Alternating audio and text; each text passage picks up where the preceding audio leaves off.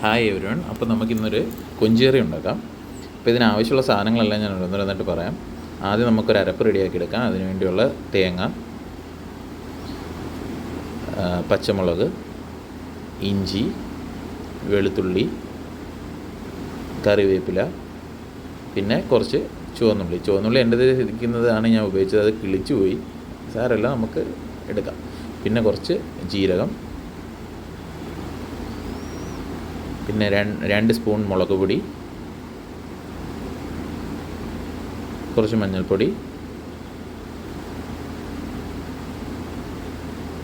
കുറച്ച് മല്ലിപ്പൊടി, കുറച്ച് വെള്ളം ഒഴിച്ച് ശകലം ഉപ്പൂടിട്ട് അരയ്ക്കണം. നല്ലപോലെ അരച്ചതിന് ശേഷം ഒരു പാൻ ചൂടാക്കി അതിൽ നമുക്ക് കൊഞ്ച് ആവശ്യമുള്ളത് എടുക്കുക. അതിൽ ശകലം മഞ്ഞൾപ്പൊടി, കുറച്ച് വെള്ളവും കൂടെ ഒഴിച്ച് ശകലം ഉപ്പും കൂടി ഇട്ട് തിളപ്പിക്കണം. ഒരു തിള വന്നു കഴിയുമ്പം ബാക്കിയുള്ള നമ്മൾ അരിഞ്ഞു വെച്ച ഐറ്റംസ് എല്ലാം ഇതിനകത്ത് ഇടണം.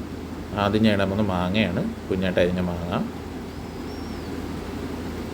പിന്നെ മുളക്,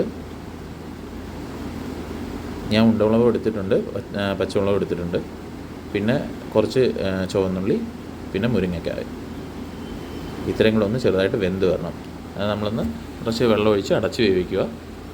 അപ്പോൾ ചെറുതായിട്ടൊന്ന് വെന്ത് വരും. ഒന്ന് വെന്ത് വരുന്ന സമയമാകുമ്പോഴത്തേക്ക് വേണം ബാക്കി കാര്യങ്ങൾ ചെയ്യാൻ. വെന്ത് വന്ന് കഴിയുമ്പോഴത്തേക്ക് നമ്മൾ നമ്മുടെ അരപ്പ് അതിലേക്ക് ചേർക്കുക. എന്നിട്ട് ശകലം അരപ്പ് കലക്കി വെള്ളം കൂടെ ഒഴിക്കുക. എന്നിട്ട് ഇതൊന്ന് തിള വരാൻ വേണ്ടി കാത്തിരിക്കുക. അപ്പോഴത്തേക്ക് നമ്മുടെ നോർമലായിട്ട് നമ്മൾ ഒരു മീൻകറി ഉണ്ടാക്കുമ്പോൾ ചെയ്യുന്ന പോലെ തന്നെയുള്ള അതിനെ താളിക്കാനുള്ള കാര്യങ്ങൾ ചെയ്യണം. കൂടുതലായിട്ടൊന്നും എടുത്തിട്ടില്ല. കറിവേപ്പിലയും